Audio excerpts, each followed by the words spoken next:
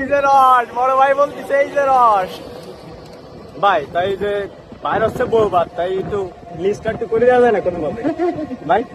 একটু লিস্টটা করে,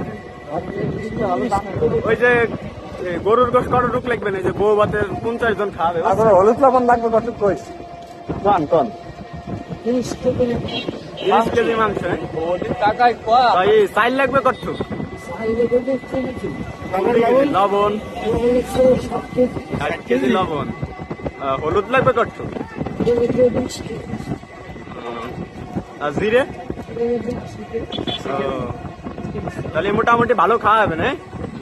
নিসার উঠছে কত তাহলে?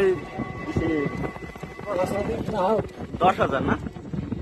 যাক, তাহলে আমাকে খরচ দিতে পারে কত তাহলে? খরচ দেবে 10,000, তাদের লাভ হচ্ছে না বড় হয় না? ভালো।